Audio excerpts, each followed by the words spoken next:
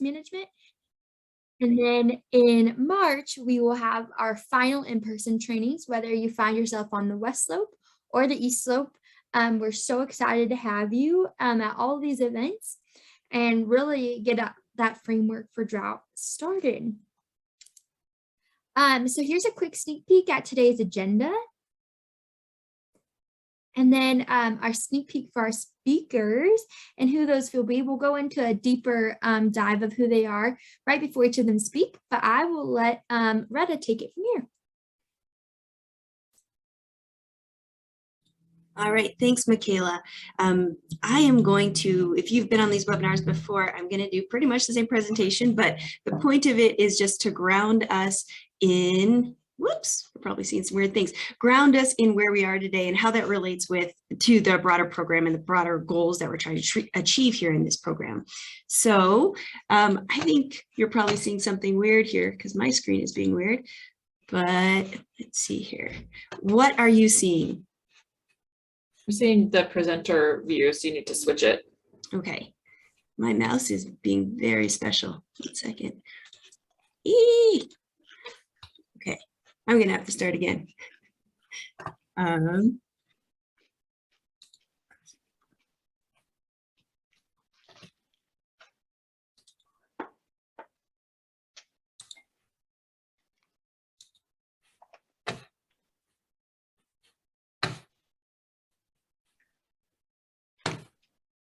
I think what you have to do is put it in presentation mode and then share your screen. Yeah, my mouse, oh, thank you. Is that better now?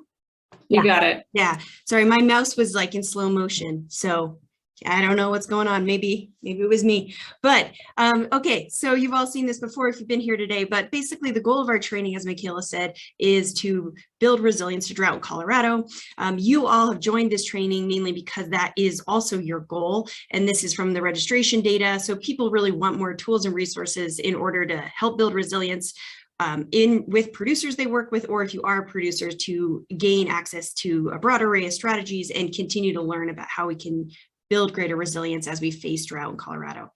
So drought is a unique problem. We've been over this already, but drought, of course, it is the nature of our climate here in Western Colorado, or actually in all of Colorado.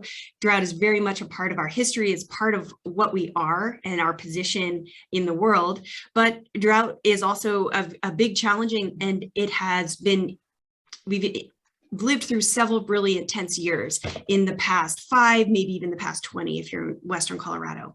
So drought as a problem is something we don't control. We can't make it go away. There's a lot of uncertainty associated with it. There's probably not a silver bullet. And so it's a particular kind of problem that we can't just solve through some kind of easy or oversimplified solution.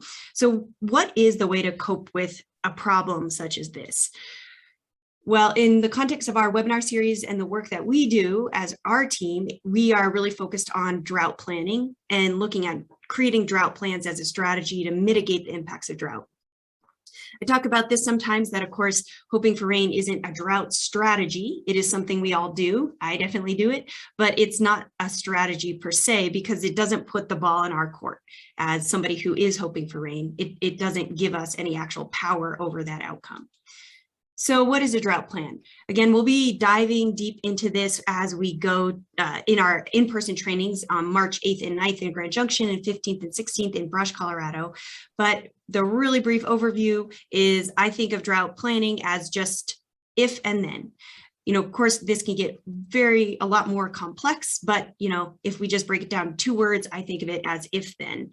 If certain scenarios happen within the context of a year or maybe several years, then what do you do about it? What are the different strategies you've outlined to cope with that? What's that? Potential situation? So today we're going to be focusing on strategies. And of course, I put this in here because any triggers, as we call them in drought planning, or strategies are related to any goals you may have as an operation. So our first webinar, we talked about triggers and scenarios. That was actually 2 weeks ago. We talked about using forecast and drought planning, and we had 3 speakers talk about different resources that are available to do that and how you might apply those resources. Last week, we talked about financial and business management strategies for coping with drought. And this week, we're going to move into livestock and range with our 4 speakers. So that is that presentation again, and I am going to now launch a poll. I believe I've stopped sharing my screen. Is that correct? Okay. And so as we've done with all the other webinars, we have asked you questions at the beginning and then at the end to see if, you actually learned anything during the webinar, and also to learn a little bit more about who's on the webinar. So I'm going to go ahead and launch this poll, and we'll take a couple minutes to fill it out. Michaela, can you confirm that you're seeing the poll? Cool, thanks.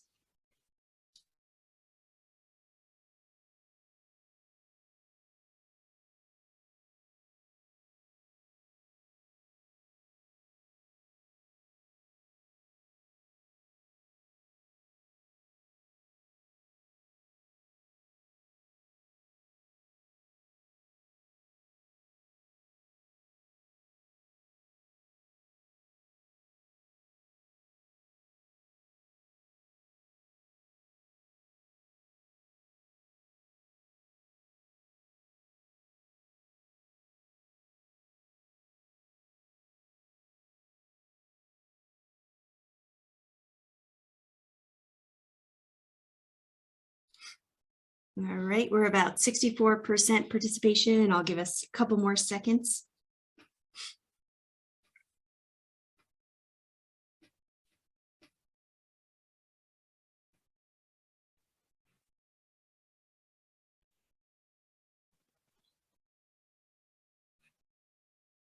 All right, looks like we've kind of capped out there, so I'll end the poll and show the results. So I think you all can possibly see them here. For those who are just on phones, the first question we asked was, how confident are you in your knowledge of different drought mitigation strategies for livestock and range? Looks like a strong majority are sort of confident. About 9% of you all are very confident, and about 23% are not at all confident. We also asked, how confident are you in your knowledge of regional differences that influence the viability of drought mitigation strategies in different parts of the state?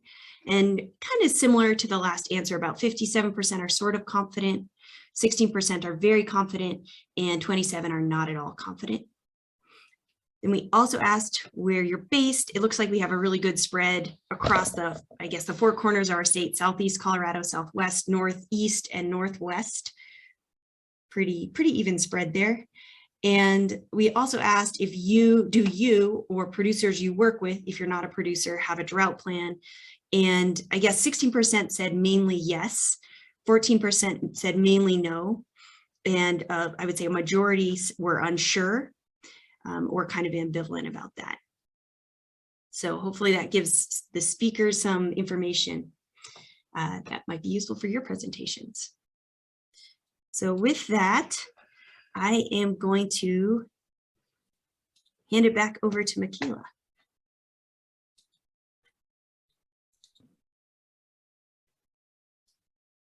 Awesome.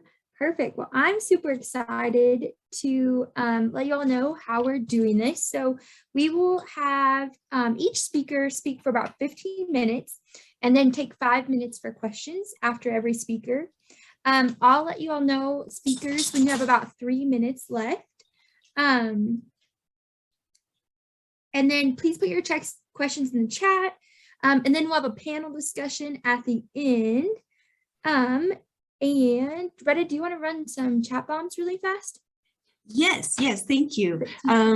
So I guess, well, let's see how many, there's 63 people on the call. So we did this on the first call and it was an overwhelming amount of information, but just to get us thinking, we were curious about one way, like what the audience is curious about in terms of information. And so I'm going to post a question in the chat here. It's, what is one way to add flexibility that you're curious about? If people wanted to take just a couple seconds to think about that, it can be a one-word answer, but just put one word in there.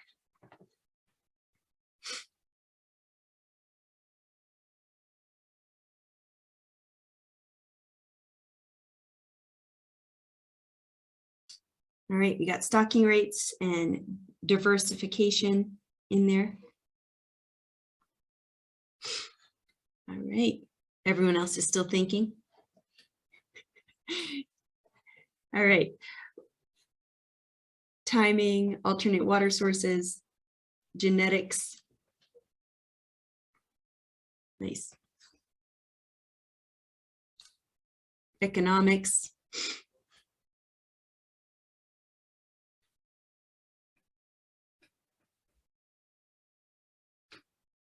Movement.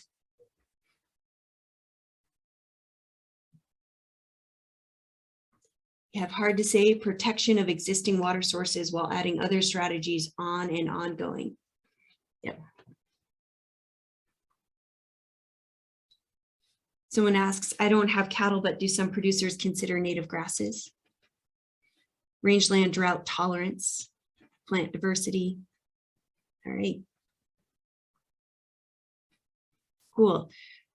Well, so if we don't, I think some of these themes might be touched upon with the speakers. Second, operation diversity. If they're not, maybe we can circle back to them in the ending discussion. So with that, livestock diversity, with that, Michaela, I am going to hand it back over to you and we'll get going with the speakers. Awesome, that sounds wonderful. Our first speaker, let me share my screen here, is Robbie LeValley, and she's joining us via phone. Robbie is a cow-calf producer from Western Colorado. She runs a multi-generational ranch, owns a beef direct marketing business with 5 other ranches, including a retail store with 2 USDA packing and processing facilities. The LeValley Ranch utilizes BLM permits and private lands for grazing and was a recipient, my little zoom, I can see all your faces over the rest of her bio. Let me go to it right here. She has won a Range Management Grazing Excellence Award and are active partners with BLM, NRCS, CPW, and USFWS, all of the acronyms. Robbie's very highly qualified and is going to give us such a great story today. So without further ado, Robbie.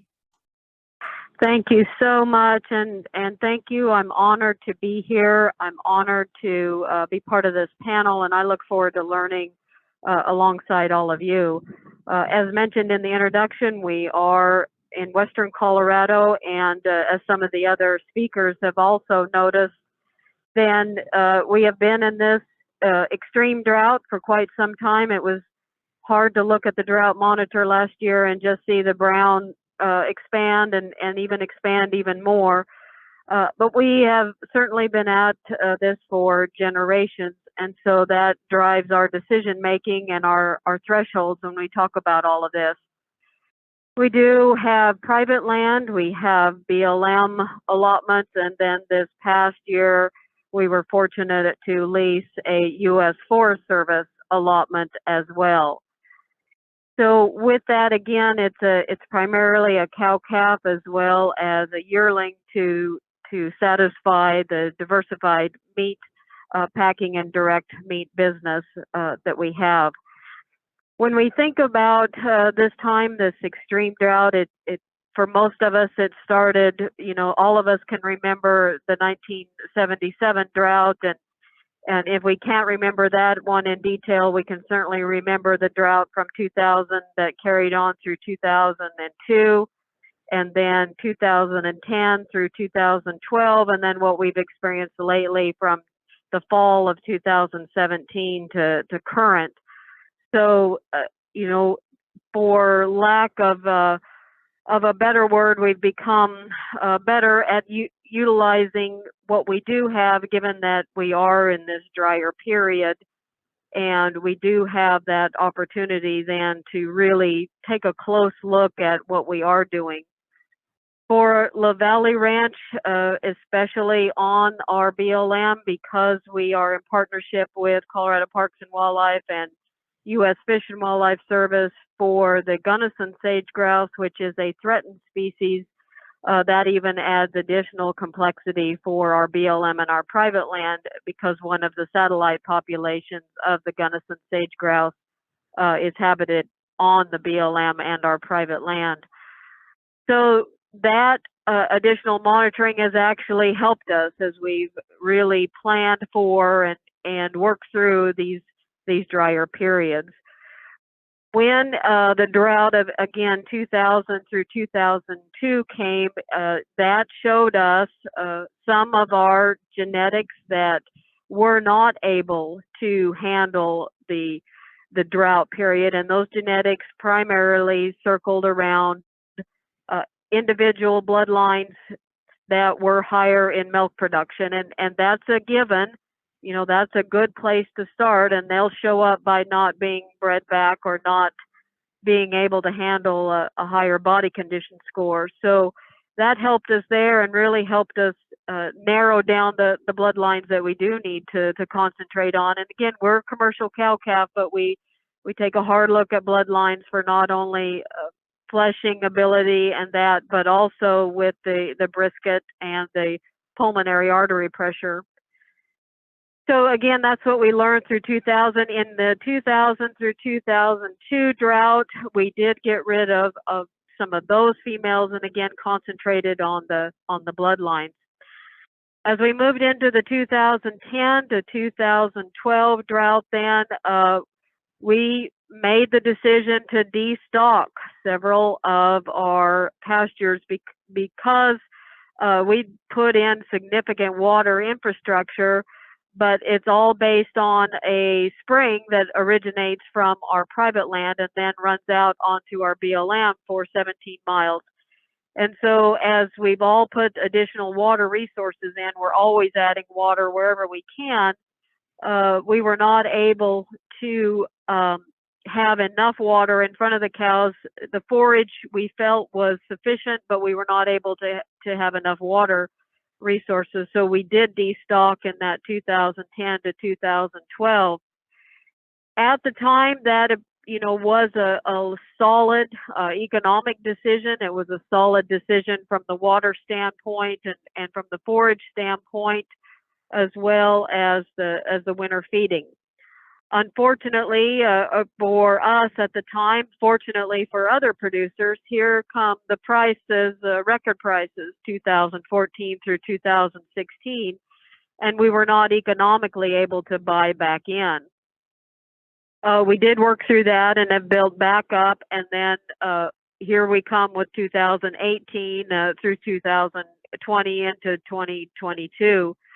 So we did sharpen the pencil to the fine point there, and we'd already moved animals out that were not able to handle our environment, but we just made this decision at that time to go out and look for additional pasture where we could and not try to destock. We would certainly destock on an individual pasture basis, but we tried to supplement that with additional pasture from other sources, and we were able to do that. And so we spread everything out. Again, on a stocking rate, we decreased, but we just increased the number of pastures that we had. And we had to go longer than we've ever had as far as traveling and trucking and that, but that was successful in allowing us to maintain our numbers here. This fall, we received fall moisture for the first time since 2016, and you absolutely saw the difference in the forage just with that fall moisture. We concentrate on building our root mass in all of our pastures based on graze moderately, allow some time for the plant to recover either before or after grazing, and then really concentrate on that leaf area. And concentrating on that leaf area, not get wrapped around the axle with height or anything like that, but really concentrating on that leaf area and that root mass. Then our grasses responded when there was significant moisture this fall. And that's your best insurance policy, is that root mass. And so with that insurance of the root mass, and that's what we see across the western slope of Colorado, is those ranges that have been managed for root mass and leaf and vigor. Then when that moisture is available, then here they come and they prosper, and you're in a much better position. We do know from a significant amount of research that when you literally concentrate on that root mass and you build that underground factory, those grasses have the ability to shut down, and they can survive that drought. And then again, when that moisture is available, they will return well over what you were able to manage with there. So with that, that's how we've approached drought. Again, first genetics, first the incompatibility of the individuals that were too high in milk. Second, we did destock, and then this last round, then we found additional pasture. And again, it was not easy to do, but we felt that was the right thing to do for the range land as well as our private land. And with that, I will turn it back over to our excellent facilitators. Awesome. Thank you so much for sharing, Robbie. Let's open it up for questions. Does anyone want to get us started? I didn't get any in the chat.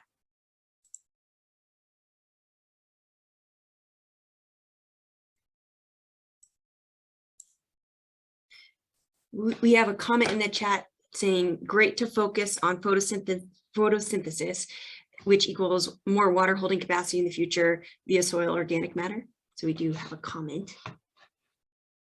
Thank you for sharing that, Chuck. One thing I would add, and I appreciate those thoughts, I mean, that's really that power of observation, and that's key when you're dealing with drought, is that long-term observation power on the ground. That's what a permittee or a landowner brings to the table, is that long-term observation. You know, there's very few individuals that don't have that innate sense when it comes to the land if you're not in there for the long term, and that's definitely what needs to be recognized. I know at times we all as producers or permittees, when we get the infamous drought letter, you know, it's like we know that we know it's a drought, we know what we need to do. We appreciate the fact that we have the partners with the agencies, but we want that partnership to go both ways and really have those plans together. And so we concentrate on that as well. Perfect. One question we got, Robbie, was how did you start working through all of these? Like, how did you start this drought planning process and preparing your operations for this? Great question. It's something we're always thinking about, and it's the reason we're always putting water sources in, even in a year where, you know, where we don't need to add additional infrastructure, and even in an area where some individuals might say, you don't need water over there. We're always adding water from that because we're planning for that next drought.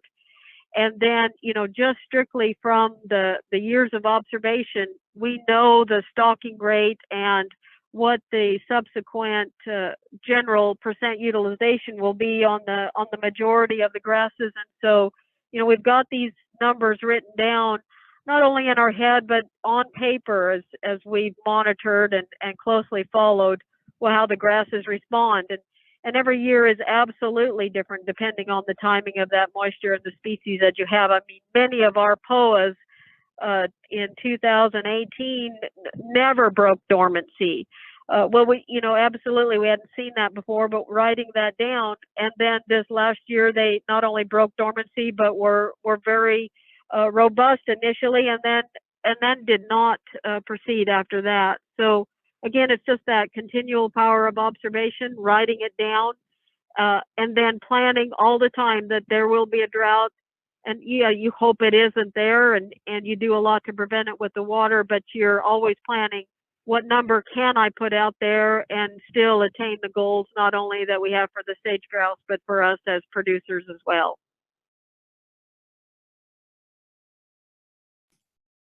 That's wonderful. Are there any other questions for Robbie? Please feel free to unmute yourself.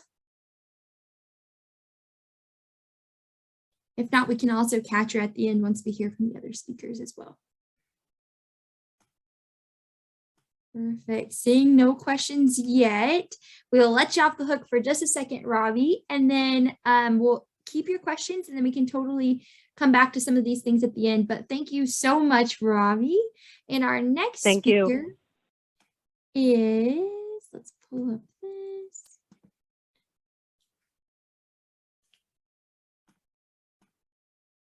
Our next speaker is going to be Mr. Erik Tucker. Erik Tucker is a rancher out in Ordway, Colorado. And after 25 years in the custom cattle feeding business, he decided he wanted to go back to ranching. Erik takes a holistic approach to problems faced by ranchers today. And some of those approaches include looking for degraded lands to restore, learning about soil health with livestock interactions, and using out-of-the-box thinking to offset the damage that's been done to land.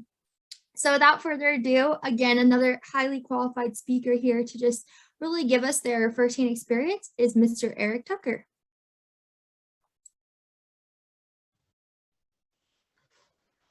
Well, did I get all my buttons? Can you hear me? Okay. Well, we're down here in Ordway, Colorado. It's really degraded land. It's been irrigated for up to 120, 150 years. It's lots of air ground, lots of bacterial soil, not a lot of soil biology or soil organic matter. It's just kind of like a lot of vacant lot. And what we're trying to do here is economically restore the ecology and use the ecology to maintain and develop more economic opportunities. So I really haven't invented anything, but I've used a lot of basic information that I've learned over the years. And we use planned grazing. We've used high densities in the past and lower densities. It's kind of a working tool whenever we can use higher density. When we first bought the place, which we've had it for a little over a year now, this ranch, a lot of seasonal bare ground, and we used a lot of density, multiple moves daily to get the cattle where we wanted to get some of the organic matter put down and get the cattle moving through. That really turned things around. And when it rained in May, we had a lot of bare ground just go away. Now it was growing some low value annuals, but that's still covered.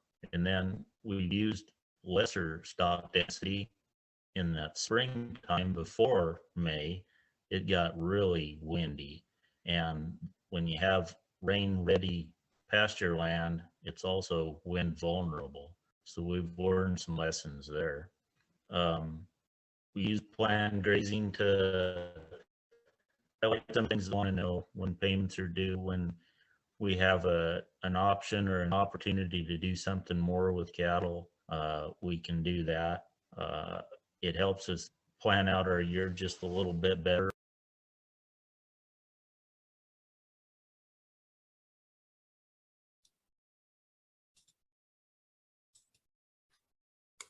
Erik, I think you accidentally muted.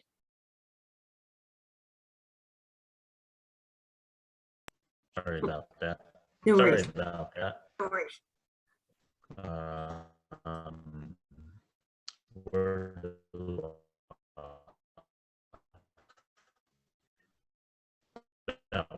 plan, use plan to help us negotiate some ideas and helps us to understand where we're at with cattle numbers. It also helps us with our cash flow. Oh, Erik, I hate to say this, but I think the internet connection is breaking up. All three at the same time. When I was putting the financing together on this ranch, I stumbled along and I decided, you know, you can all three of them right side each other and they could all interface. I hate to say this, but I think the connection is breaking up. Well, let me try my phone. Yeah, I've been getting notices that this thing ain't good. Yeah, just give me a second.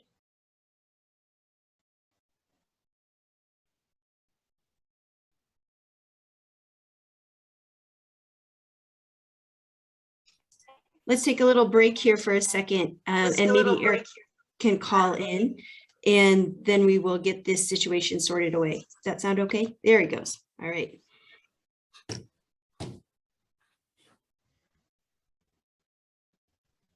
Yeah, there's we got a message in the chat that it looks like the internet companies are doing some updates this week and the internet connection is pretty sketchy in Southeast Colorado, and that's fine and understandable. So we'll get back on the horse in just a second.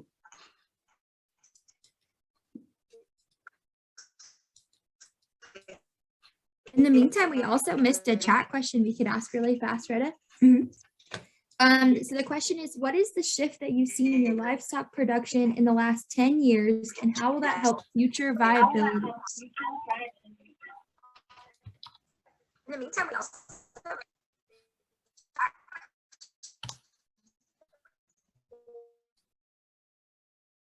You ready? Yep, we can hear you. Okay, now I can figure out how to do this. Oh yeah, this is perfect. Yeah.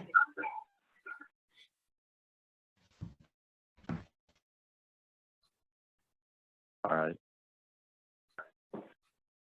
It's kind of weird. I'm hearing myself and you at the same time. Oh gosh. So I need to figure out something. You can mute your computer too, Eric. Yeah, that's what I'm trying to figure out how to do, but I keep.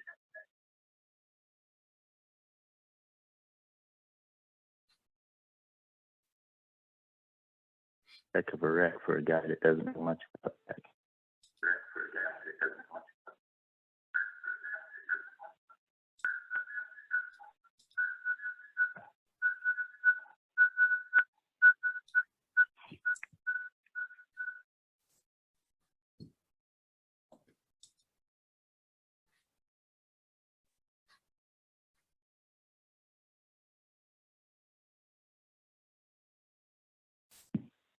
All right.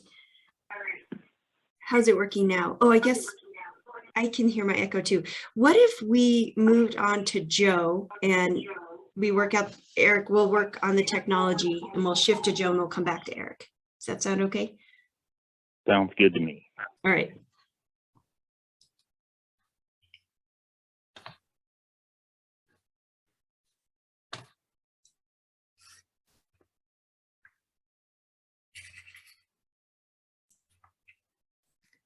Awesome. Well, Joe is also another great producer here with us today. He is a rancher out in Pleasant View, Colorado, which is the southeastern corner. He farms his own land and helps farm and ranch on the homestead, which his family's homestead, which started in 1917. They're currently raising alfalfa that they sell in dairies in Texas.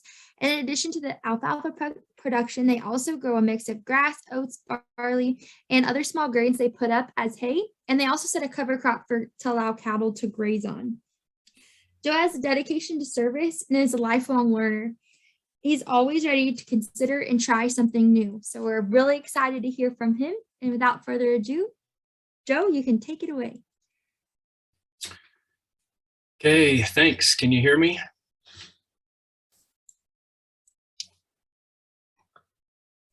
Yeah, we can hear you. Okay, all right. So it's a pleasure to be here. Thanks for asking me. I'll just put out a disclaimer. First of all, I'm not necessarily qualified to be here, but I'll share my experiences and you know, some of our trials and errors. And also, Pleasant View is in the southwest corner of Colorado. It says the southeastern, but I am down right in the Four Corners area. So just for context, you know, as a kind of a background, you know, as it stated, I'm here on fourth generation on this land. My great grandfather came here in 1917. They cleared some of the land. They started farming pinto beans and wheat, and you know, of course, back then all dry land. So, you know, this land has been farmed and you know, kind of wore out since that time. You know, for the last 100 years, really, that rotation between beans and wheat and a few other dryland crops that produce in this area. I went off to college in I guess 98, graduated, well, 2000, graduated in 2004, came back here then, and have kind of just, bought some of my own land, as well as taking over some of the family's place that was homesteaded here. So we're currently still putting up some hay, trying some different things with livestock, cattle. We've had cattle here the whole time. We've been getting away from doing the beans and wheat rotation, and trying some experiments with some cover crops and grazing some livestock. In 2016, just kind of had some aha moments that the soil is what, is the biggest factor, when we're trying to produce anything, any crop, any livestock, anything, and how important the soil is, and how we need to take care of that and work on that. So once I realized that, that actually came about when I went to a grazing workshop out in Missouri, talked to some people, heard some things, met some people, and from then it's just been a steep learning curve, kind of a paradigm shift as to what we need to do and how we need to do it. And so bringing some of these ideas to our own place has been challenging. It's been interesting, and we've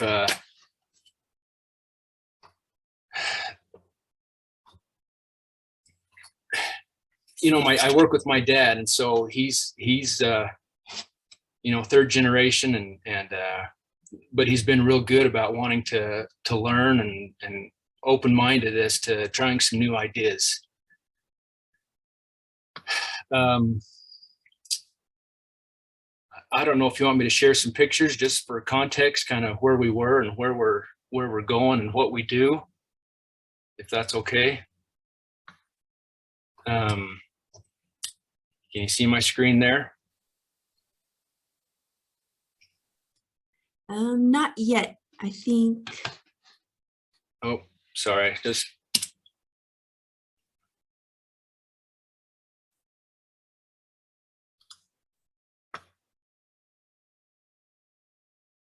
Now, can you see it? Yep. Okay, so just kind of what more background, we were full tillage. So we have about 1,200 acres of dry land, another 600 to 700 acres of irrigated under center pivots and side rolls, wheel lines. So this is what we were doing, a lot of conventional tilling, which a lot of this area is in Southwest Colorado. We were calving in the wintertime, feeding a lot of hay in the winter to get through the winter. Like I say, calving in the wintertime. We've now switched over to a summertime or late spring. Right now we're calving in April, trying to move that to even May. In 2016, we calved 150 heifers in January, February, and I told myself I'd never do that again. Of course, this winter it would be different, but in 2016, that's what we dealt with, calving. And that this just helps, the livestock overall when you're matching your calving seasons and their nutritional needs to the grass's production. And some of our summer range is a lot of brush country like this, a lot of scrub oak, and we're looking off of our place. This is McPhee Reservoir. This is where our irrigation water comes from. So we're summering in this country here. In 2017, once we decided to make this shift and quit tilling, we planted some cover crops to graze for the next year. I planted that the fall of 2016. 2017, we brought in stalkers. This field normally would be, just wheat, pinto beans on that dry land, but we're growing some cover crops and grazing it. This picture, there was about 300 head of yearlings, and moving those once a day. Just put wire around the field and then poly wire to break up the paddocks. Some of that stuff we planted in 16 has come back every year a little bit, and this is kind of how we graze. Just try and graze the top third of the plants, leaving lots of residue, trying to get some ground cover. This particular field, I wished I'd have had the soil analysis, but just over 3 years to see the organic matter improvement has been one benefit of just grazing it. Some other, we bought a no-till drill. Decided to quit tilling. We're getting rid of some of our getting rid of the plows, just doing some no-tilling. Again, just grazing. We're still putting up a little alfalfa, hoping to get away from that, but just trying to do some rotational mob grazing across some of these dryland and irrigated fields.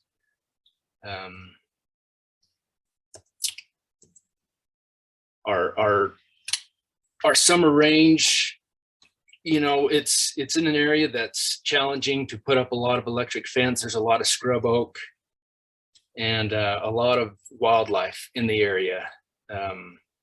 So fences are a challenge there. So we're focusing on the easiest ground to improve first, and then eventually move over to this. We're wanting to diversify different livestock. I hate to admit it, but we're considering some goats and some of this brush country. I think they would benefit tremendously in this, as well as helping the ground in that area. This ground, there's a lot of runoff when we get a hard rain. This summer in particular, we were dry for a lot of the summer, and then the end of July we finally got some rain. So this is one of those things where this particular pond was bone dry the day before this rain, and it filled to overspilling overnight in that one rain event. So it's nice to fill ponds, but we need to be able to capture more of that water before it all runs off. So instead of having bare ground, we're trying to just no-till into some of our residue, some of our summer country. Another picture, I see a lot of bare ground there, that just stuff we're trying to improve.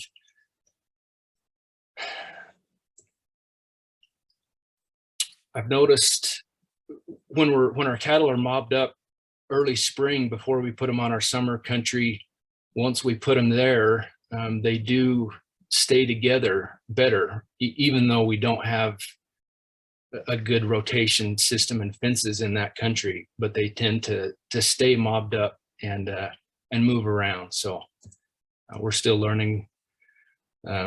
We did try some radishes and some turnips this year in the small area, and just some pictures of those that those that we ended up with. So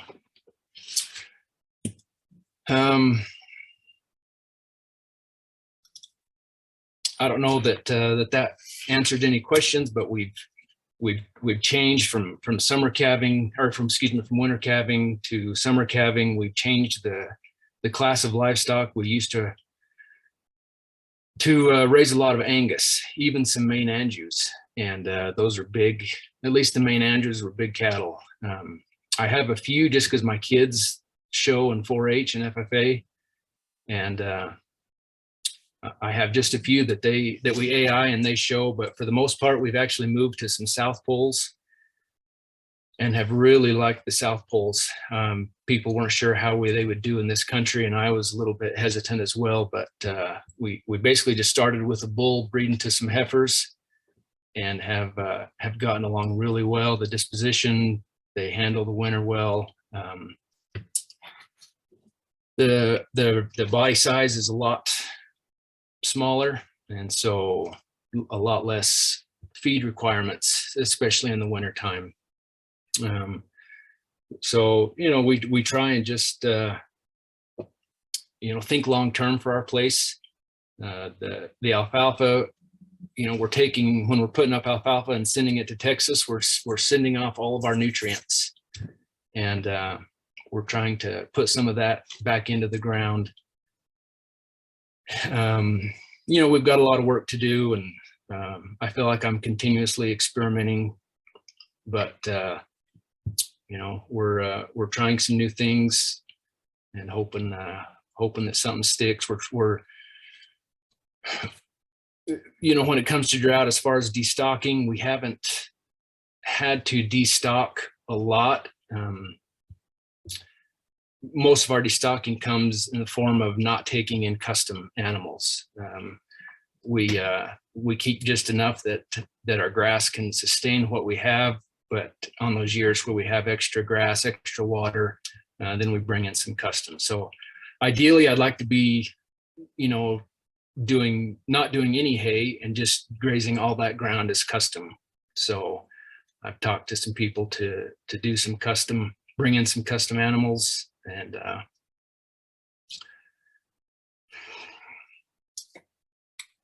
so anyway, I don't know what else to expound on, but like I say, I've got a lot to learn, and those that know me know that you know, I've got a long ways to go. But thanks for letting me talk. You did amazing, Joe. Good job. Thank you so much. We have some questions for you too, and comments. So the comment is said, "This is awesome. You're parting the waters into new management strategies. Super appreciative of you talking and taking those steps."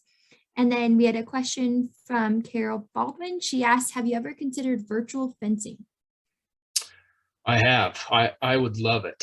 Yeah, right now it's just so cost prohibitive, but I've looked into it some, and tried to figure out a way to pay for that, but that would be ideal on some of our summer range. That's awesome. You have a second question. Hopefully that answered yours quick, Carol, but your second question, it says, "Have you found that including stalkers in your operation has increased your short-term flexibility much?" Second question, "Would you recommend it to other producers who want to deal with stalkers?" Another part, "For the purpose of flexibility, kudos on thinking about multi-species grazing." So yeah, you know, it has been, well, sorry, what was that first question? The first one is, have you found that including stalkers in your operation has increased your short-term flexibility?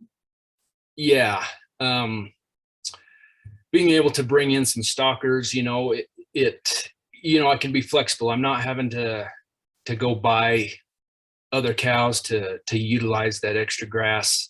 And then if we don't have that extra grass, I can, you know, not worry about bringing them in or selling ones I already own. So that has helped.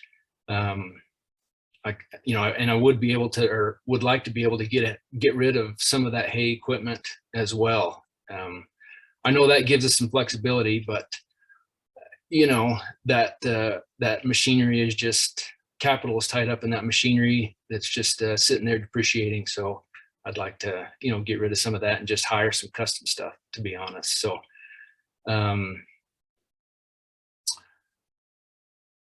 sorry, I'm trying to think of your next question. I was just about to ask it again. He said, "Would you recommend it to other producers who don't want to deal with stalkers for the purpose of flexibility?"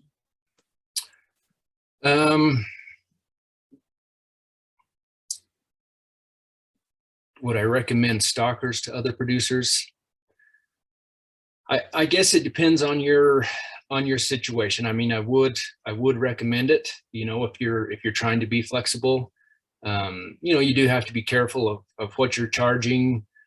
Some guys charge on the gain, some on a daily rate. You want to make sure the cattle you're bringing in, they're guys that you trust, and that you're going to get paid. So, there's some issues you got to be careful of, but so far we haven't run into some of the, too many issues. I've kind of done some background checking on guys that have wanted to bring cattle. Had a couple of contacts that also do it. So when someone calls me, I call these guys, and luckily they've told me to either steer clear of them or go ahead with them. So that's helped in not having some wrecks that could have potentially happened.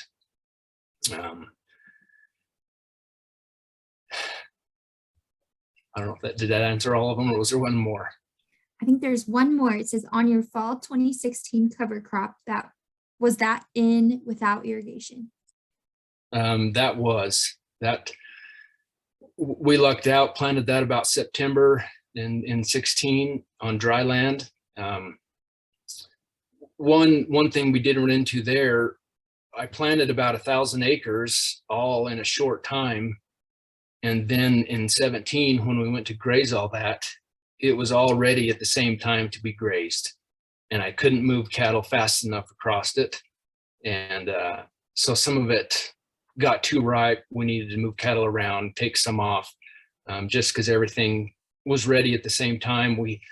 Our irrigation doesn't come on until 1st of May, and that year it was a few days late, and so I needed that irrigation water to come on to water livestock with. So we couldn't get it on right, or couldn't get cattle on that just as soon as we needed to. So anyway, long story short, I shouldn't have planted all 1,000 acres at the same time. I should have staggered it a little bit, or even not planted some of it and planted some of it in the spring.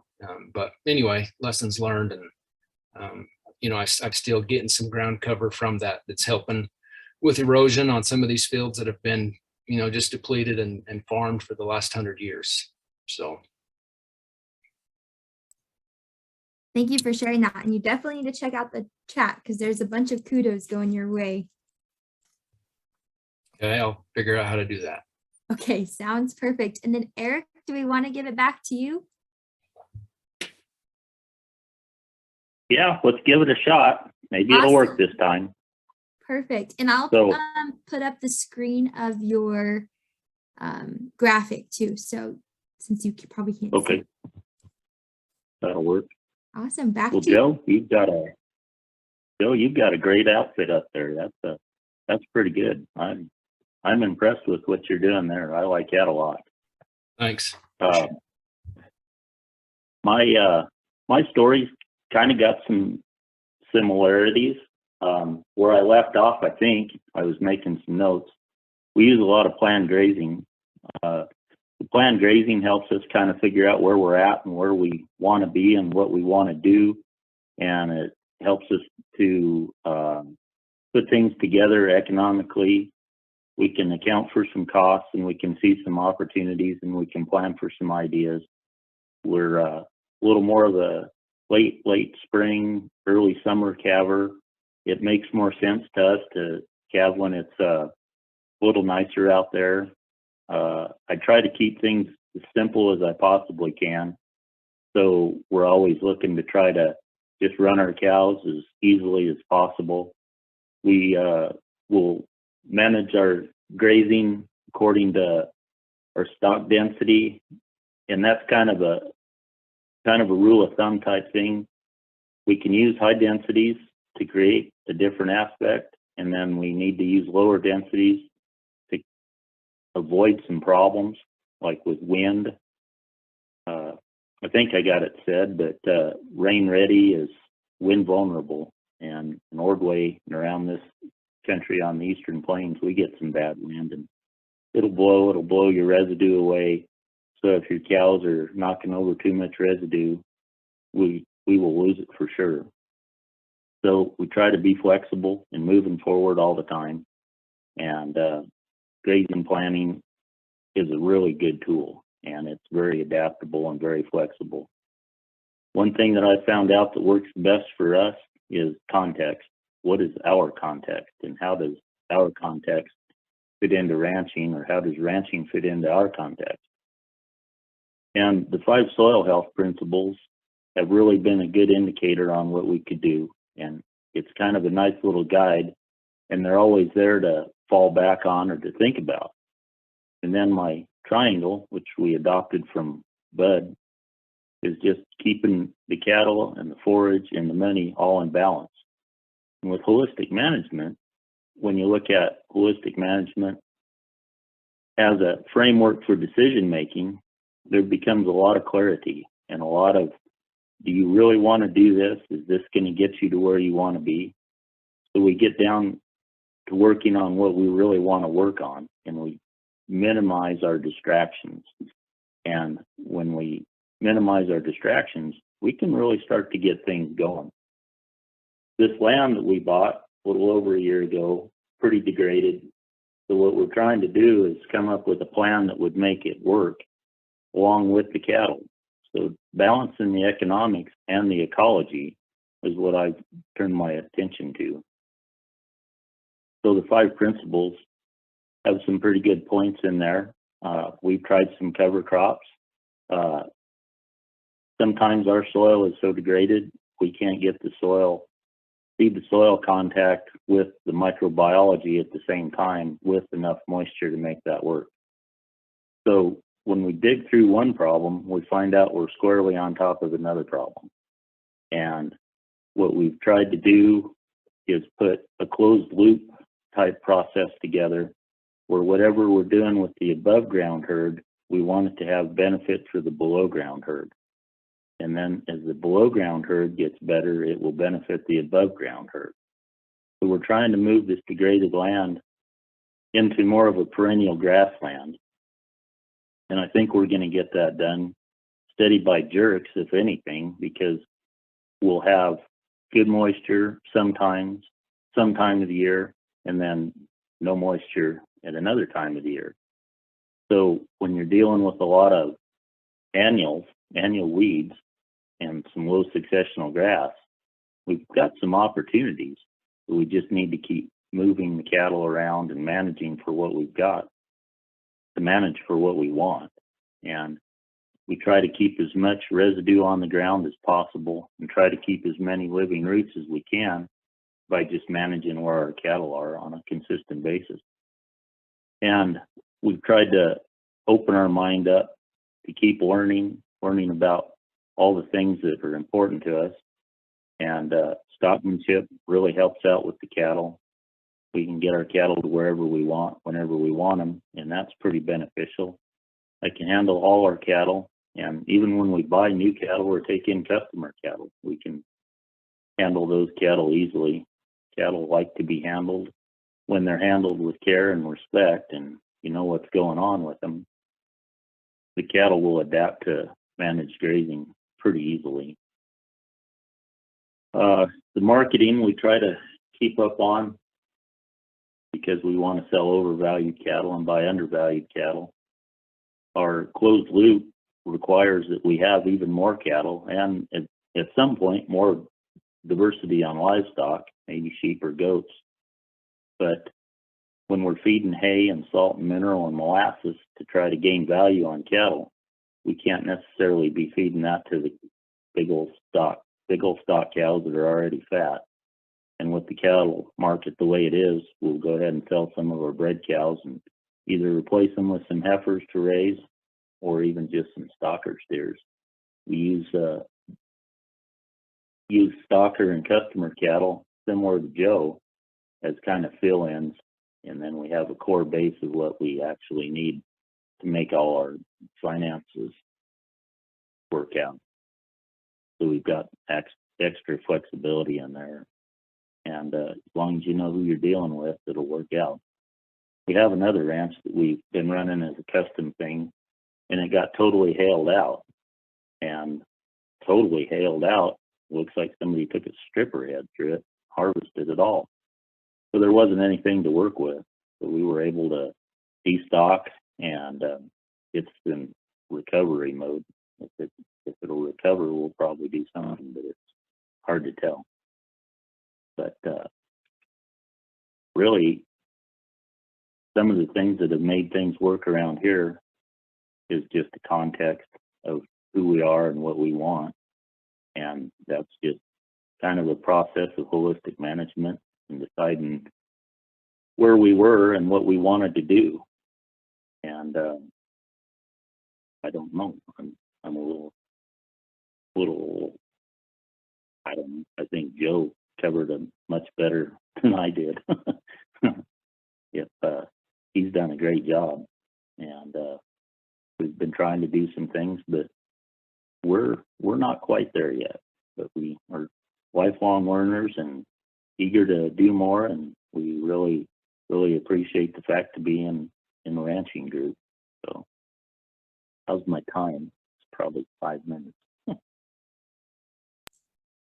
You're doing great, Eric. If you have anything else to add, you totally can do that now, or we can open it up for questions. Well, if anybody's got anything they want to ask, I will try to answer them.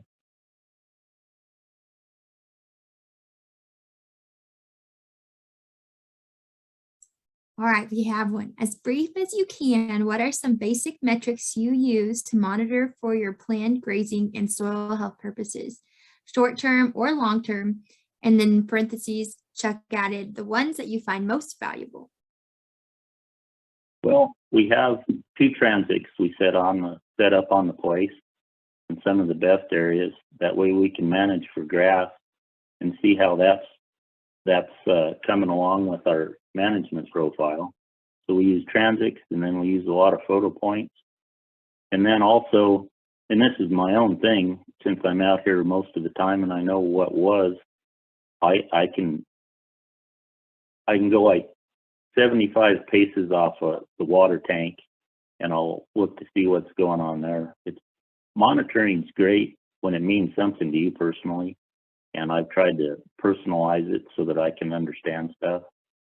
And then we've done some tests and some safe to fail examples where we use real high stock density on some places.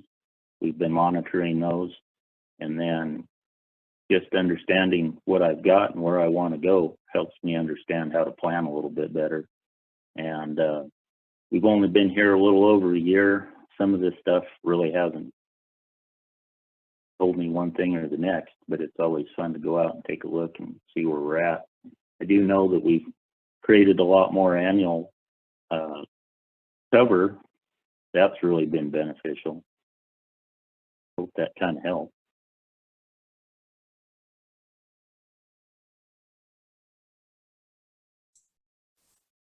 Yeah. That's wonderful. You also have I'm another reading. question. Yeah, I'm reading that. Sorry You to cut you mentioned off, annual Terry. weed. Oh, perfect. The annual weeds that we have are mostly kochia weeds. Kochia and Russian thistle. There's some other ones. There's been some local weed and just some other stuff that I can't remember what it was.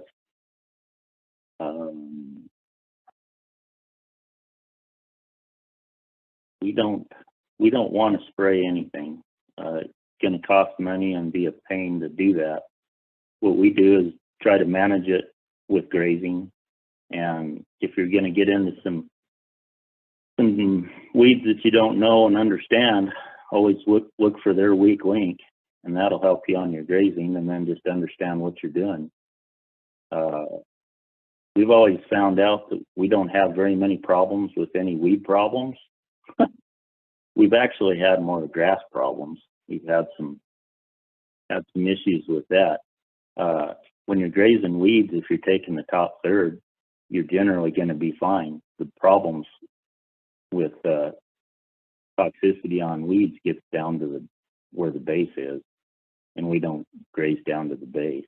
So it's pretty easy to navigate if you know kind of what's going on with your weeds.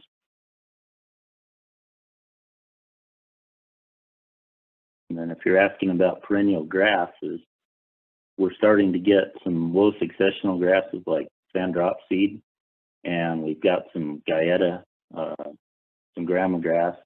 They're starting to expand, and we're trying to manage for that. So that kind of lets us understand our grazing program a little bit better on how to manage for what we want and not what we don't want.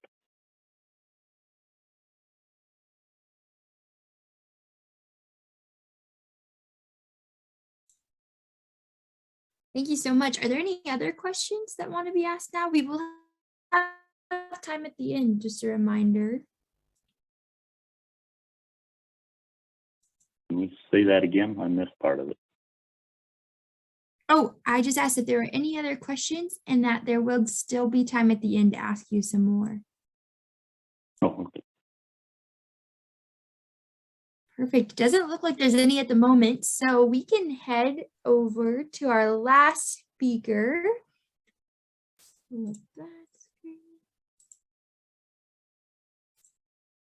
Our last but very not least speaker is Mr. John Welch.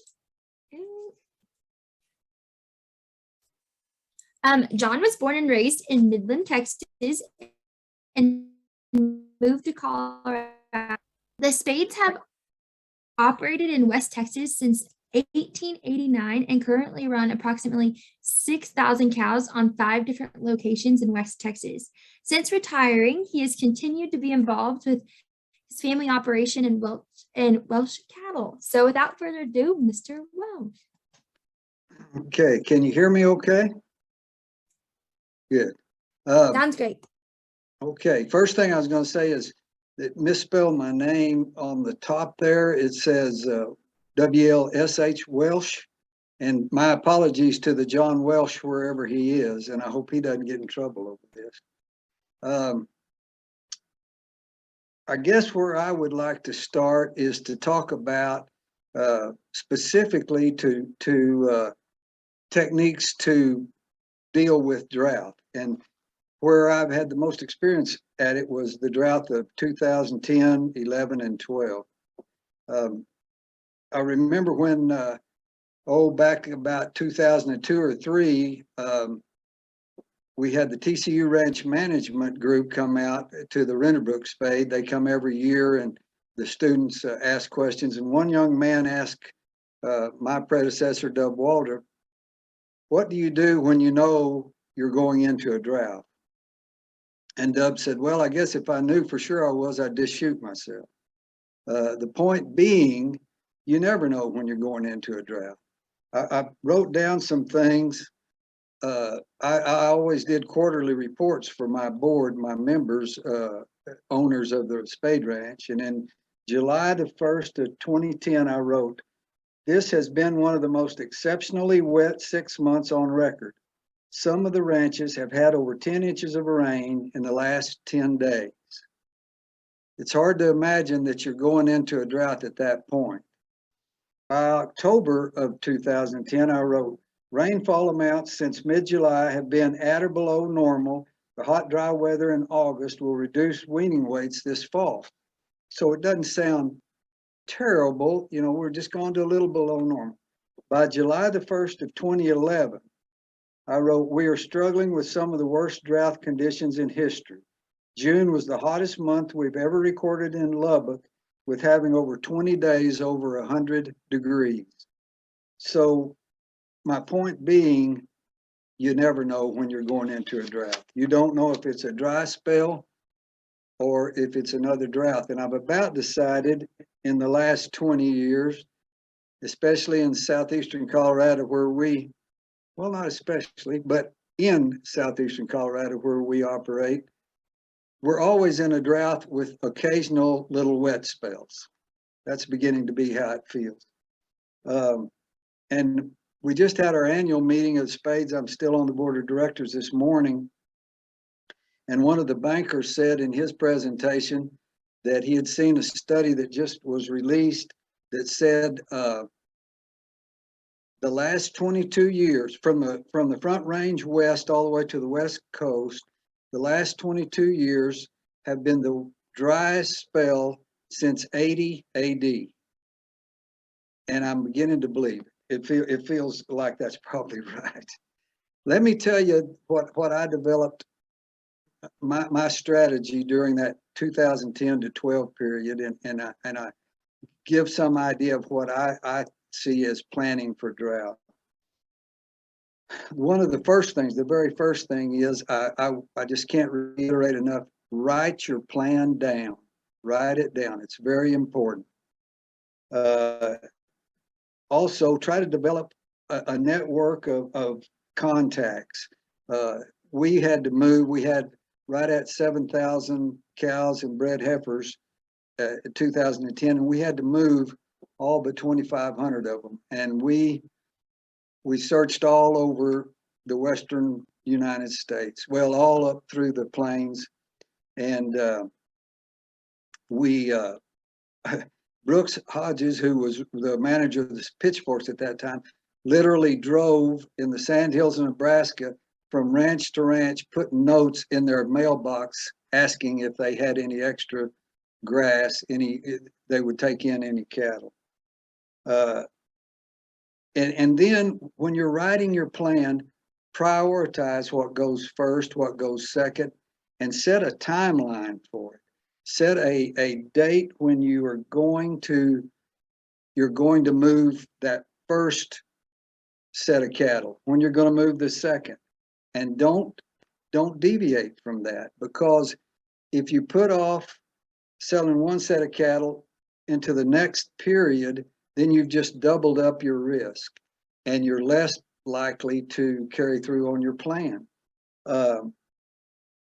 Something that I finally convinced myself of during this last drought is when the weatherman says there's a 20% chance of rain next week, that means there's an 80% chance it's not going to rain next week.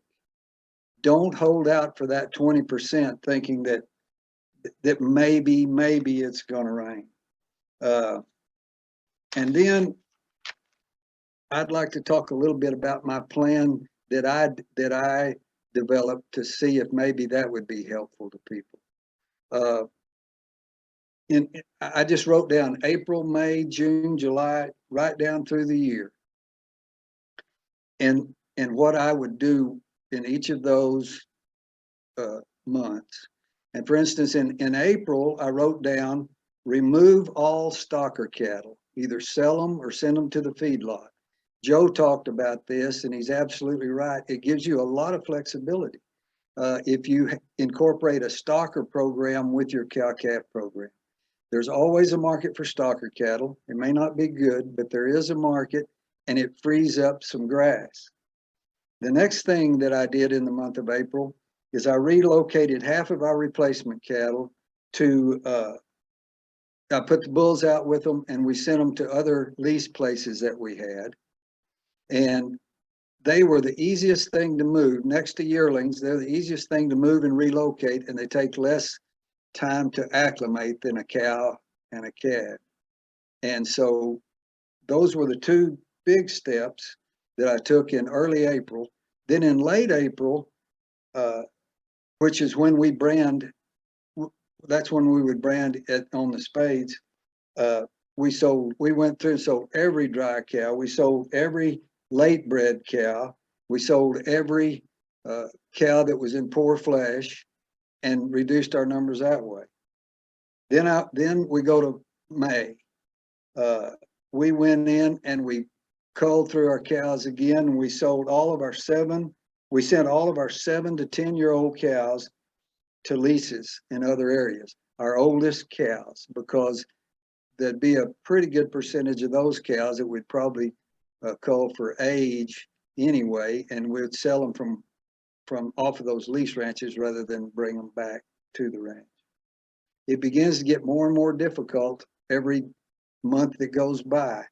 But then the next thing we did, and this has been done quite a few times on the spade, but we weaned all of the calves off of the first calf heifers in May. Those little calves didn't weigh but 150 to 200 pounds, but we sold them for a lot of money as roping calves. And it's amazing how good the health on those little calves are. Seems to be better. They wean easier than a 400-pound calf. And the good thing is it kicks a heifer into, she'll go to cycling when you pull a calf off of her. And that is the hardest animal to rebreed in the whole herd, is that heifer with her first calf on her, breeding her back for her second calf. So by kickstarting their cycling, we were able to get more of them bred even in this terrible dry year. So then we come to June.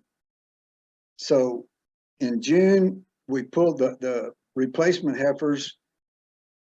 We pulled the bulls off of them after just 45 days. And then as quick as we could, toward the end of June, well, we ultrasounded those heifers and sold everything that wasn't bred, which was about 30%, 30 to 40% of the heifers, sold them as stockers. But that left us with a real good set of heifers. The first heifers that bred back, which would lead you to say probably the most fertile heifers. And then we sold all of the older cows that were left on the ranch. Anything that was 10 years or older, we sold them and their calves. Then we come to July. We early weaned all of our calves. They were weighing right at 4 by then, and sent them to grow yards in the Panhandle, in our area that's relatively close, in hopes that those cows there could regain a little bit of flesh before winter set in. We ultrasounded all of our cows as quick as we could after that weaning, and sold all of the open cows. Then September comes, and we still hadn't had any appreciable rain. So the next thing we did was we sell all of our bred heifers that are still at the ranch that we haven't been able to relocate. Because if we're going to continue into another year of drought, again, the very hardest thing to get rebred is a cow with her first calf on her trying to get a rebred for the second calf. And you can still sell a bred heifer. You could still sell a bred heifer pretty well. Even though it had been dry, the market was holding pretty well on the bred heifers. And I guess that took us through the fall, and it did begin to rain again. But basically, that was the steps that we took. We were able to begin to bring cattle back around the first of the year, because we began to get some decent fall rain. But the main thing is we were able to get off of our grass. I think there's a real tendency to want to feed, supplement feed cattle on the pasture. Number one, it's expensive, and number two, it's not good for range conditions. So we didn't begin to bring anything back until after we had begun to see some regrowth. And as my old uncle always used to say, it doesn't rain grass, it rains water, and then you wait for grass to grow. So you have to wait a little bit before you start moving cattle back. That's basically all of my all of what I've got as far as how we dealt with getting through that period. I've also we can talk about rotational grazing or different breeding,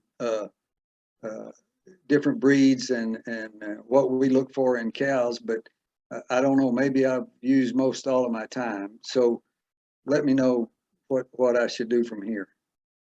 You have about 8 minutes left of your Okay, you're kind of cutting out on, but I think you said it had about 8 minutes left. Yep, you have 8 minutes. Yeah, you have time, so go for it. Okay, I'm gonna go for it. And I heard Robbie and Joe both say this, but at the Spades, it's at the Spades, and then at my own operations in southeastern Colorado. We just don't have the rainfall necessary to support a big cow. And we have always selected for moderation. We use a a 3 breed rotational grazing program in order to maintain as much heterosis as we can in our cows. But what we have found has happened is, as we've got these EPDs we worked on for so many years, that now your average Angus cow is bigger than, say, a Gelbvieh, and her milking ability tends to be even as big as a Simmental cow. So you have to select within a breed for some moderation. And it's hard to find. I mean, it's hard to find a set of bulls that don't get you pushed too far, in my opinion. But they can be found. But we've got to get away from selecting for maximum traits and rather select for optimum levels of production. You know, we've now got 1,400 pound steers in the feed yard that could continue to go on. That requires a cow that's that big or bigger, and we can't maintain in southeastern Colorado or in West Texas. I have not found a way to economically maintain a cow that's that big. My dear friend Chip Merrill used to say the hardest part about ranching is to try to get in the middle of the road and stay there. And I find that's absolutely right. We swing on a pendulum. We go from one extreme to the other. And I think that as the cost of inputs continues to increase, it becomes more and more important to run a cow as cheaply as you can. And that's without cheating her and still getting her bred back. I think reproduction is at least 3 times as important as production is.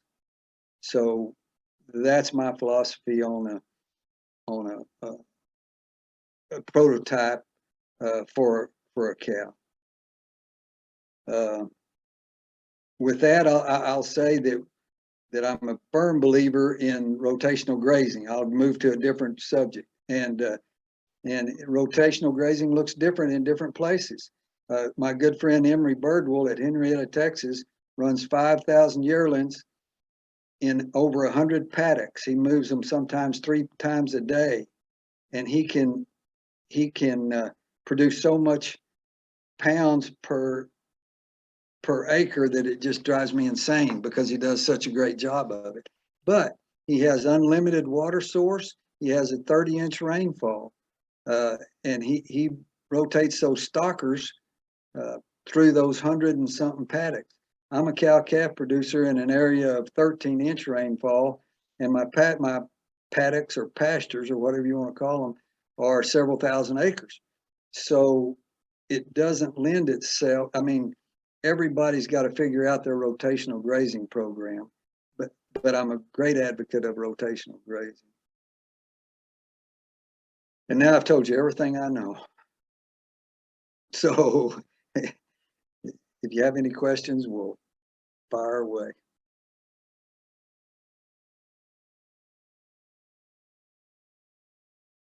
Well, I said everything, I guess. Michaela, how's your internet? Doing better now. Hopefully y'all can hear me. All right. So at this time we can, if there's any other questions for Joe, it looks like there is one that we can answer those, and then we can move into a broader discussion with all 4 of our panelists today. So here's a question from Becky. She says, I'm sorry, but you mentioned EPDs, ? Okay, is the question, what are EPDs or? Yes. Yeah, expected progeny differences, and it's way you measure different traits in cattle. And the EPDs that are easiest to measure are things like growth, weaning weights, milk production, and those are all very important. But some of those EPDs are antagonistic with reproductive traits. I can get a lot of milk in a cow, and I can get a lot of size and growth in a cow, but that is going to especially in my environment, that's going to negatively affect reproductive traits, fertility, and the ability to breed back on limited resources. So EPDs are great, but they allow us to easily get out of the range of practical production, I think. Great, thank you. I was curious, anyone jump in with a question if you have one, but I was curious, as you went through your timeline, John, of the decisions that you make, what are you watching during those periods? Like, what are you watching in April and May and different months of the year? You did mention that, you know, things can change on a dime, and so there's low ability to predict what's going to happen, but what are some things you look at as you make those decisions throughout the year? Well, of course, in 11, it was easy. The fact that it never rained and it was always over 105 degrees. But watching conditions on two things: the condition of our range and the condition of our cows. We had cows that would literally come into water. They were in good shape. They would drink so much water, they would go lay down under a mesquite bush and be dead in 30 minutes. Water toxicity. I mean, I had never heard of such a thing, but we'd never seen such heat and such dry conditions. So during that time, it was pretty obvious, and it was just get them out as quick as you can. Either get them gone one way or the other. Right. I guess, well, then what is a less obvious situation that you've had? Maybe currently. Okay. And we're beginning to look. We're beginning to look for some places where we can move some cows. I hope it doesn't come to that. But we've got real good old feed because we got the late summer, early fall rain. But if we don't get something going pretty fast, you know, the protein level on that old grass has now gone down to almost nothing. Are supplementing with protein, but if we don't get some pretty substantial rain pretty quick, we'll be moving cattle. All right, so even if you're just, you know, there's not like a fixed thing you're looking at to make a decision, but you kind of have a good idea of what decisions you would make, it sounds like, or at least what you did in 11. Yeah, I tell you, you know, what I've always heard is, and several of the speakers have kind of alluded to this. People say ranching should be handled. Ranching is a business. It's not a way of life. It's a business. Well, I would say this: ranching is an art form that needs to be handled in a business-like manner. You got to be out there, and you got to be looking at your country. There is no quantitative way, I think, to really get as good of a feel for what's going on as you being there every day. And so I can't tell you anything where I would measure some quantity of something, but you just need to be there.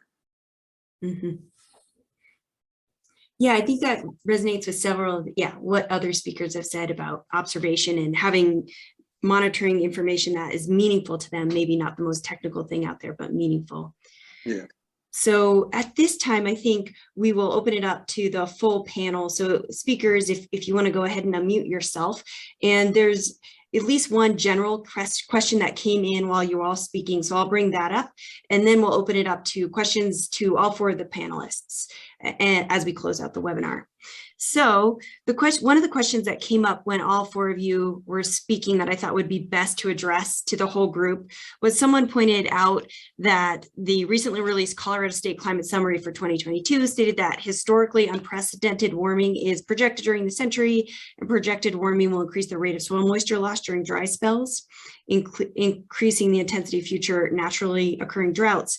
And they want to know your thoughts on preparing for such a scenario.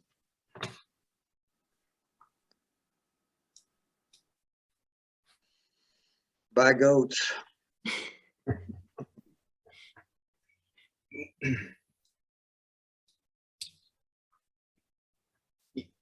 You know, I think you know, I'm not a climate change person, but there's definitely changes in the climate, and you know, what we've seen the last few years, you know, we know these droughts are going to be, you know, I guess any weather event is going to be more severe, it seems like. So I guess just for us, just trying to always plan on a drought, you know, just finding ways to save our water and to hold more of that water in the soil for, you know, different grazing practices, different animals, whatever we could do to, yeah, help lessen the blow on these weather events. I'd say for us, what we've noticed, especially here with the drier periods, is just, you know, it is going to take a higher level of management, and as far as the rotation, and then having that flexibility to not be on a piece of ground. And so we'll continue that way, and securing those partnerships and relationships as we've done, you know, in the past 10 years, just keep them moving forward and just continue to show the soil health and the benefits of having that managed manure on the landscape and the managed grazing for not only the wildlife, but the livestock as well. But then, you know, there are additional species, grasses species that are out there that are able to handle the drier periods, and we've started to research them in greater detail than perhaps we've done in the past.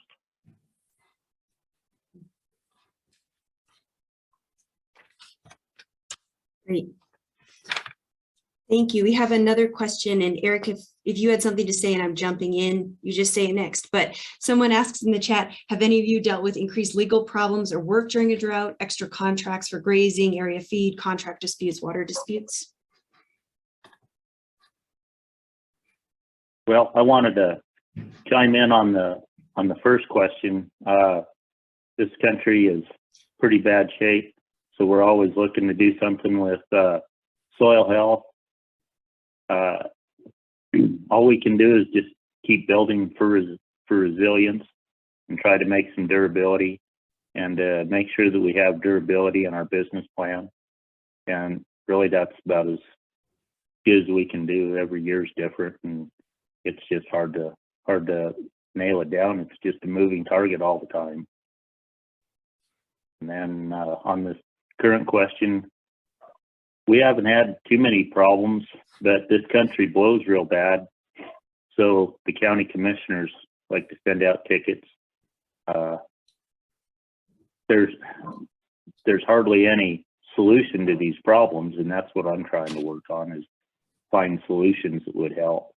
But it's going to get more dicey in the future, but we've got to get land covered up and moving in a better direction than where it's at.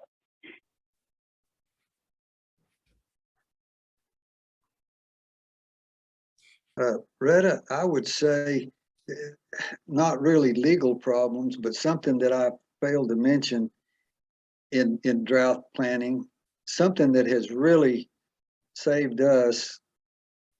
And philosophically, other people may not want to even participate in it, but the RMA insurance, the so-called drought insurance, and NAP insurance, I think those are important, or at least help you get.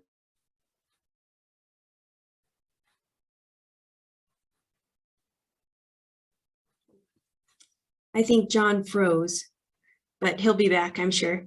So someone give me a nod. Did John freeze or did I freeze?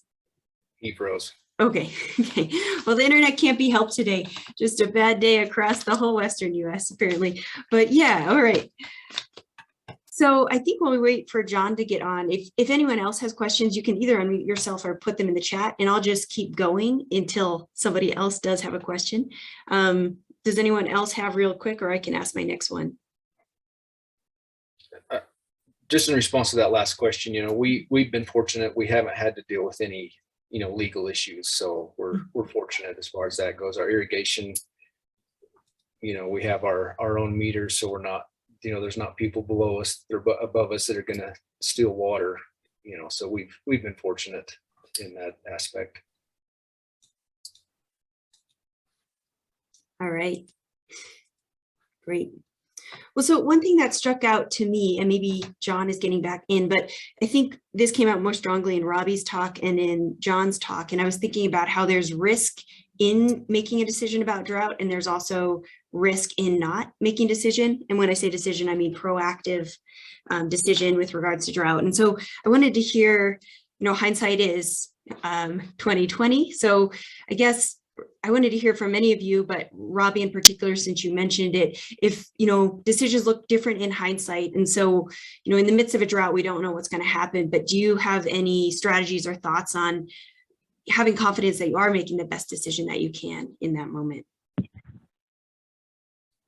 No, that's a great question, and it's one of the primary reasons that we managed different in the 2010 to 12 drought than we did the 18 to 20 drought was based on additional information, based on all the work that we had done between 2012 and 2018 to really forge partnerships with individuals that didn't have cows but had land. There was a real reason we took those proactive steps after 2012 to really build on those, and then again just showcase the soil health opportunity we could bring, so that when because we always are planning for the drought, that when it came again, then we would have that opportunity to have additional pasture. But it takes time, and not everyone is a fan of having a livestock animal on their ground, but building that relationship to showcase the manure and the soil health and the rotational grazing, why it paid off dividends now and will continue to, even when we may not, necessarily need that additional pasture, we're still committed to these individuals for the leases and that, but we'll just be real careful about what we take over there. Mm-hmm. Great.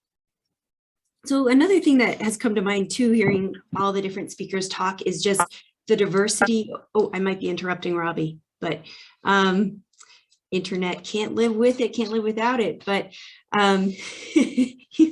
the diversity of different strategies that all of you have implemented. You're not just doing one thing, you're doing things that have to do with, cattle type, cattle breed, managing for the underlying ecology. You're also doing things with decision making and management in general. So there's a suite of strategies that you're employing to deal with the situation, not just one thing. And then also, came out that there are similarities in what y'all said across the region, but there's also some differences there.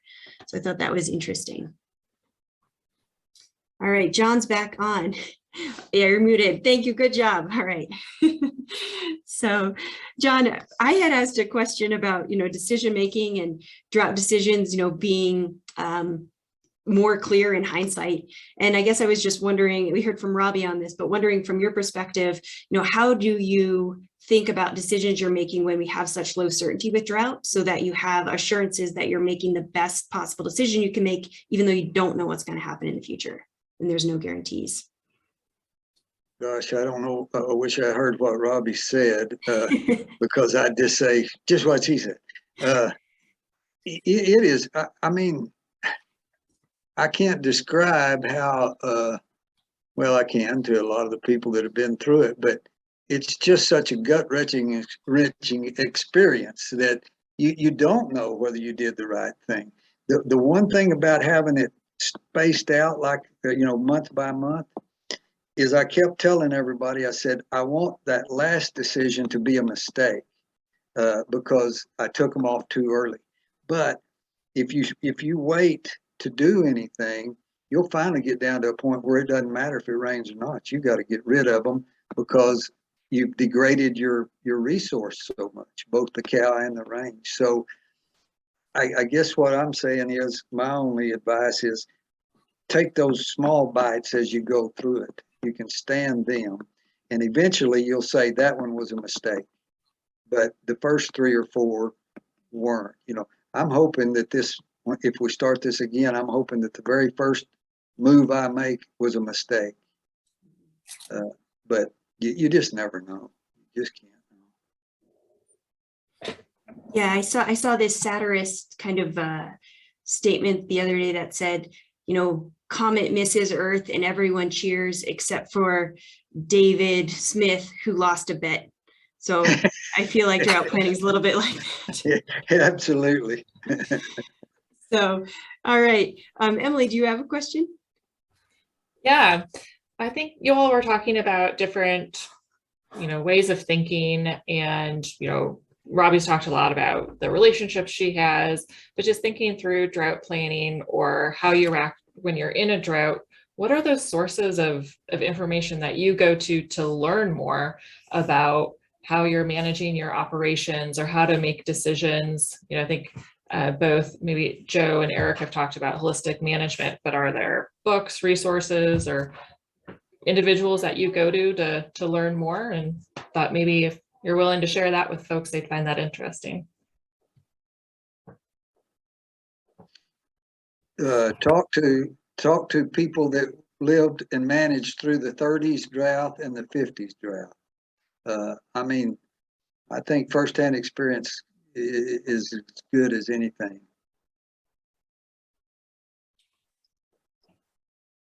That literally was going to be part of my answer as well. I mean, we visited with a lot of individuals that not only lived through the 30s, but the 54 drought and the 77 drought, and as well as all the resources. The University of Arizona website is so good and practical and helpful. And then, Colorado State has done a great job as well, but there's a ton of information out there, but we just didn't absorb a lot of it, but we also talk to a lot of people.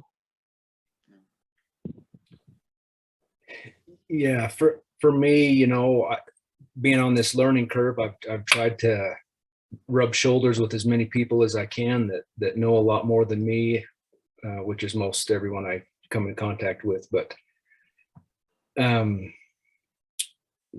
there's the group at Understanding Ag, and you got guys, Ray Archuleta, who I've talked to and picked his brain a little bit. Greg Judy in Missouri, I've been to his place, and just to see how they do things. I know it's in a different region, but concepts are still the same. Ian Mitchell Innes from South Africa, I've brought him to our place a few times and have learned a tremendous amount from Ian, and having him on the ground at our place, and just different books, soil books, different podcasts. There's a lot of podcasts like Working Cows podcast and Ranching Reboot, who bring in a lot of people who have had a lot of different experiences. So just listening to these people that have been through these droughts and have had different experiences, and I guess at least affirms in my mind that I may be the only one doing it here, but I'm not the only one doing it around the country. And at least maybe I'm not totally off the wall in my thinking and the way I'm doing things. Another idea is to call Retta. She's already got me turned on to one really good book that I'm starting on. So she's a pretty good resource. All right, but full disclosure, I didn't live through the 30s, but but I know people. All right, I think Jenny Byerman had a question. Thanks, Retta. So when you guys are planning, what types of tools or methods or your procedures are you taking when you're evaluating your cost trade-offs, when you're considering the feasibility of an alternative strategy or an enterprise for drought? Maybe you could just walk us through your decision-making process a little bit when you're evaluating some alternatives.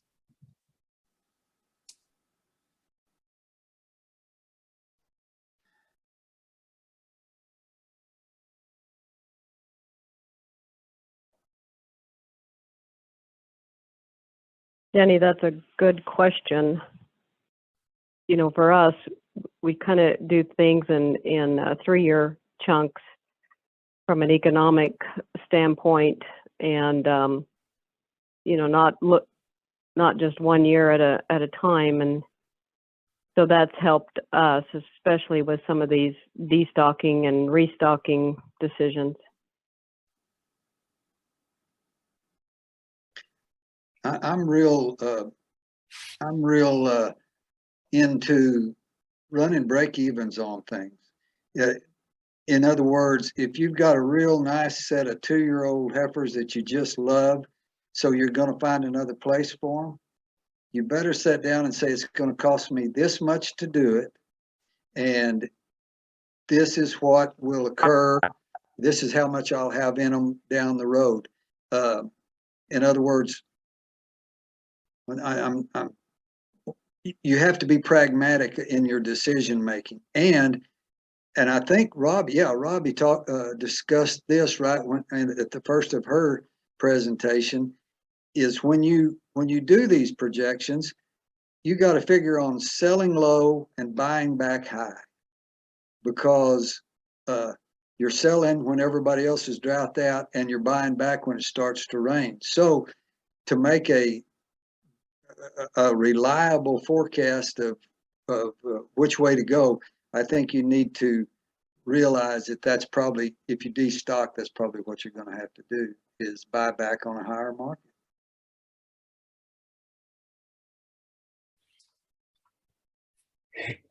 Yeah, I was going to say some of the same things that John said. And, you know, originally when we made this jump, you know, this transition, you know, it was just a lot of weighing out the costs of you know, equipment, et cetera, versus, you know, cows. And, you know, the cost analysis had a big part of what our decisions were. So kind of jumping back to the last one, the Ranching for Profit school, going through that, you know, gives you some of those tools to help, you know, run some of those analyses as far as how, you know, if the decision you're going to make is right, you know, just some tools that help. So.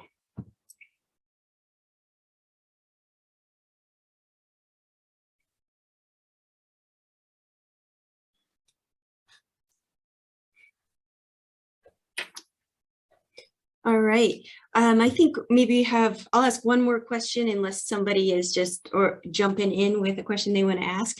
Does anybody want to ask a question? All right. Emily? Well, I have one. Go for it. Okay. I'm just thinking, you know, we're planning for the future with drought planning, and it can be a depressing subject, but I think we all care about agriculture, and we care about the future, and we want to keep people in ag and ranching potentially. And so what would you say someone who wants to enter into ranching, you know, what advice would you give them as they are new to this, and how would they start off on a good foot, especially in these really dry times, or should they?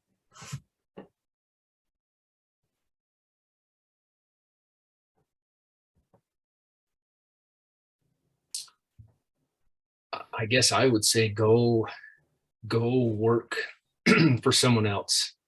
You know, if you're just starting out and you don't have your own place to go to, or your own, you know, land and livestock, go find someone that's doing what you want to do. And, you know, I'm not, you know, wouldn't be one to discourage anyone from jumping into agriculture, but, you know, go work somewhere that's successful, that someone knows what they're doing, and, you know, get your feet wet a little bit, and then go start with some leased ground and some leased cows, and, you know, try get started that way. So. You know, Joe, I'd agree with that 100%. And I would add to it, find somebody that's enjoying what they're doing. I get so aggravated at people that would say, oh, you can't make any money in the cattle business. Oh, it's the hardest job in the world. I always stay up all night calving heifers. You know, find somebody that's enjoying what they're doing, and they'll probably be successful. Right. Well, I think there's lots of opportunities in ranching, and I think it's truly a thinking person's obligation to figure out some of these hard spots. And I love ranching. I've been trying to figure out some of the risk aversion type questions, and I just have to come back to my context. This is what I want to do. This is what I'm going to try to figure out what to do, and this is what makes me wake up early in the morning and stay up late at night, and just have to figure it out where I'm at to get to where I want to go. I know those probably aren't really good, solid questions to answers or answers to questions, but kind of how I've internalized it and tried to make it work for myself.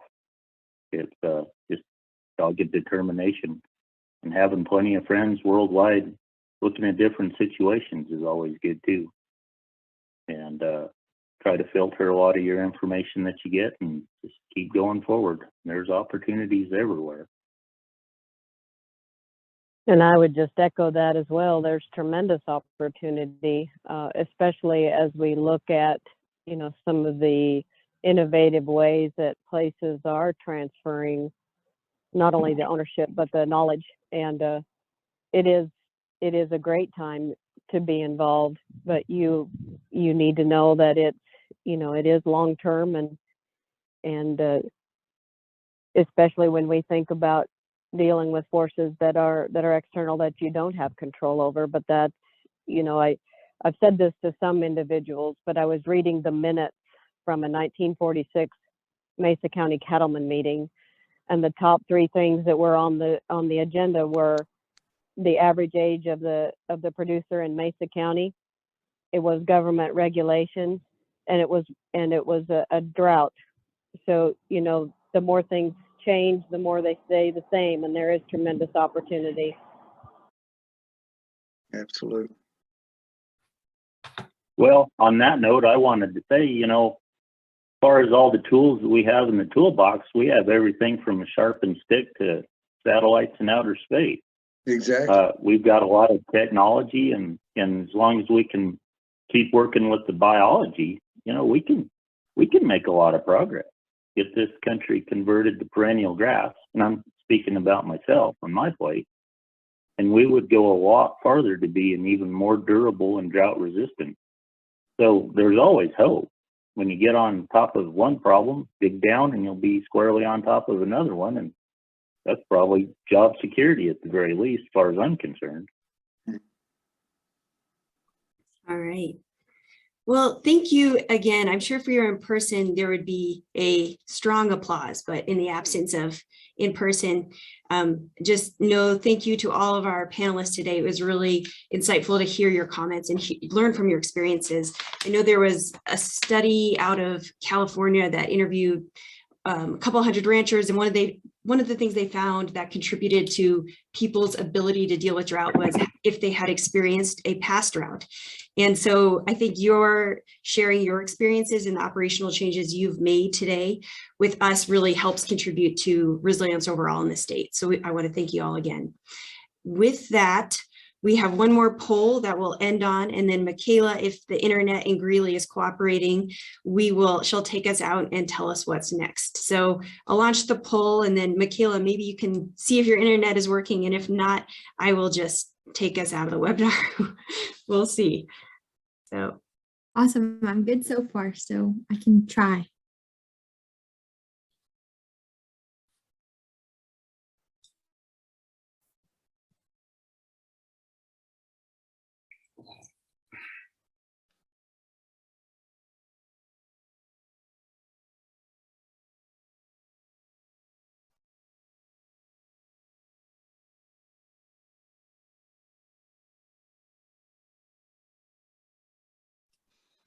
all right, I'll give it a couple more seconds. It looks like we're about 60% participation.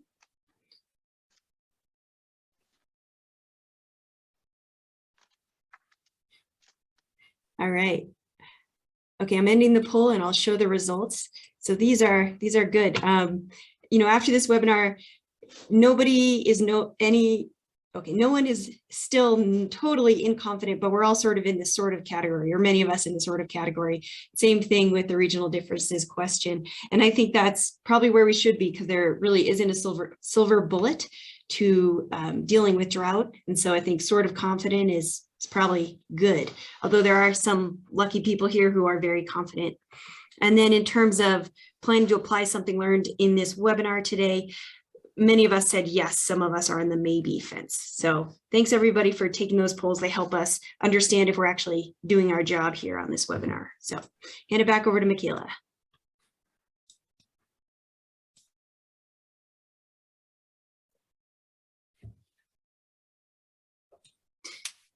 We actually, Michaela does look frozen. So, okay, well, can't live with it, can't live without it. So I think what she was going to say is that thanks everybody for coming today. We have one more webinar left. It is in 2 weeks on Friday, and it deals with crops and cropping systems in drought. The Rocky Mountain Farmers Union would also like to announce that they have a drought recovery ground beef program, and I'll put information about that in the chat. And then we will see you in 2 weeks for a final webinar. If you are coming to the in-person workshops or either of the in-person workshops, I sent out information, and you should have received that. If you did not, you can contact me and I'll put my contact information in the chat. With that, I think we are ready to hang up here, but thanks everyone for being on a 2-hour webinar on a Friday after a busy week. Really appreciate it, and I look forward to seeing you again in 2 weeks. Thank you.